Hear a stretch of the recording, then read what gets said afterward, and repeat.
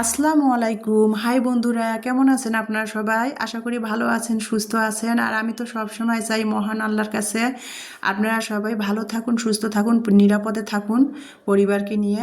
আপনারাও আমার জন্য দোয়া করবেন, আমি যেন ভালো থাকি, সুস্থ থাকি, আমার পরিবারকে নিয়ে নিরাপদে থাকতে পারি। যেটা বলতেছিলাম, আজ রোজ শুক্রবার, সবাইকে জুমা মোবারক আর পহেলা ফাল্গুন আর বিশ্ব ভালোবাসাও দিবস। আসলে পবিত্র একটা শবে বরাতের দিন পড়েছে, তারপরে বিশ্ব ভালোবাসা দিবস, পহেলা ফাল্গুন, জুমা মোবারক একসাথে সব কিছু পড়ে গেছে। ভাবতেই অবাক লাগতেছে, তাই না বন্ধুরা? আর সকালবেলা উঠে পড়েছি, গতকালকে রোজা ছিলাম, আজ রোজা নাই। আমি যদিও শবে বরাতে 3টা রোজা দেয় সাধারণত সবাই, আমি কিন্তু দেই না। আমি সারা রাত জেগে, যে শবে বরাতের রাত জেগে নামাজ কালাম পড়ে পরের দিনের যে রোজাটা সেইটা দেই আর কি। তো যাই হোক, আমি গতকালকে বৃহস্পতিবার, সারা বছরে বৃহস্পতিবারের মতো রোজা থাকি, সেটাই দিয়েছি। আজকে আর রোজা নাই।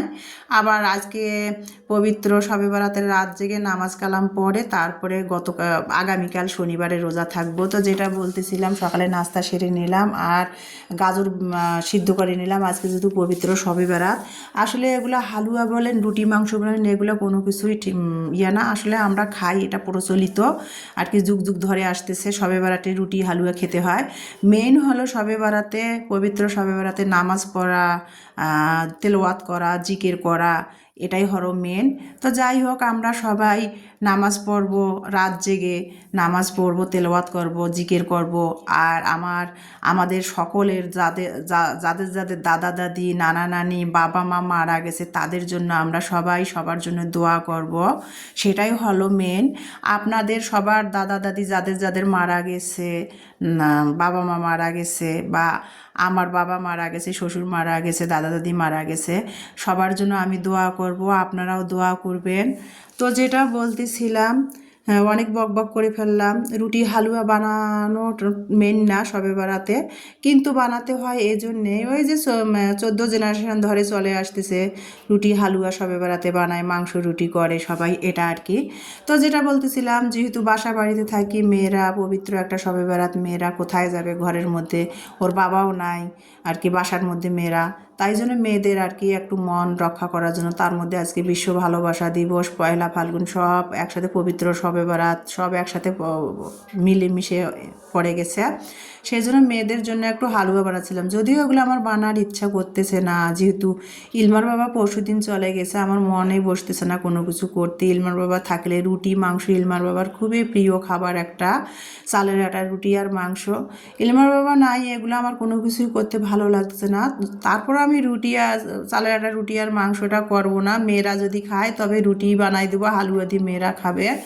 তো যাই হোক, ইলমার বাবা চাকরির ক্ষেত্রে, ফ্যামিলির জন্য চাকরির ক্ষেত্রে ইলমার বাবা চলে গেছে, ছুটি যেহেতু 2 দিনের ছিল, সেই জন্য আর সেরকম কিছু করতেও ইচ্ছা করতেছে না। তারপরও 2 মেয়ে আছে, মেয়ে ওরা ছোট, ওদের জন্য বানাবো, করতে হবে একটু হালকা পাতলা।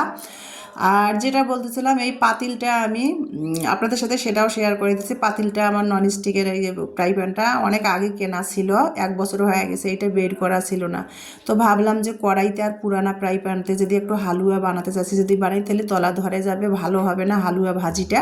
সেই জন্য আর কি ভাবলাম যে নতুন ফ্রাই প্যানটা বের করে, জিনিস আছে, জিনিস থাকতে কেন কষ্ট করব। ফ্রাই প্যানটা বের করে নিলাম। ফ্রাই প্যানটা তো দেখালাম আপনাদের কোন ব্র্যান্ডের। আর আমার আগেরও 2-3টা ফ্রাই প্যান আছে, অনেক বছর ধরে ব্যবহার করতেছি, তো একটু নষ্ট হয়ে গেছে, ননস্টিকটা উঠে গেছে, তো নতুনটাই বের করলাম আর কি। জিনিস আছে, কেন তুলে রেখে দিব, বের করলাম আজকে পবিত্র শবে বরাতে আর কি, হালুয়া দিয়ে হালুয়া বানাবো। তো সেটা আপনাদের সাথে শেয়ার করে দিলাম। আর হালুয়াটা কিভাবে বানাচ্ছি, কিভাবে কি করতেছি, ভিডিওটা ধৈর্য সহকারে দেখলে, না টেনে ধৈর্য সহকারে দেখলেই তো বুঝতে পারবেন।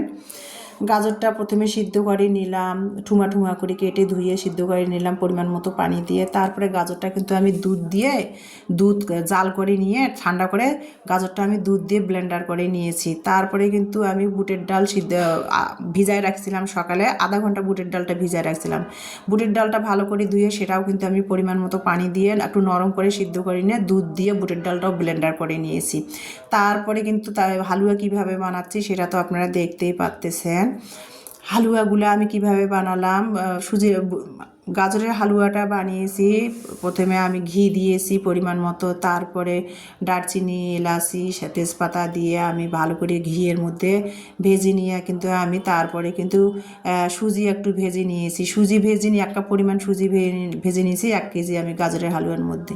সুজি ভেজে নিয়ে সুজিটা তুলে রেখে তারপরে আমি গাজরটা দিয়েছি ওই তেলের মধ্যে দিয়ে, আবারও ঘি দিয়েছি, তেল দিয়ে গাজরটা আমি ভালো করে ব্লেন্ড করা গাজরটা ভেজে নিয়ে তারপরে মাঝখানে আমি ওই যে সুজিটা ভেজে নিয়েছিলাম সেটা দিয়েছি। সেটা দিয়ে ভালো করে নেড়ে চেড়ে স্বাদ মতো চিনি দিয়ে তারপরে আমি কিন্তু বুটে গাজরের হালুয়াটা একটা তেলের মধ্যে ঘি মাখায় তারপরে ঢেলে নিয়েছি। আর বন্ধুরা, আমি ব্যাখ্যা করে কি বুঝাবো আপনাদের, আমরা কিন্তু রান্না কম বেশি সবাই করতে পারি, আর সবাই কম বেশি করতে পারি। তার মধ্যে হালুয়াও আমরা সবাই বানাতে পারি, কম বেশি বলতে বানাই।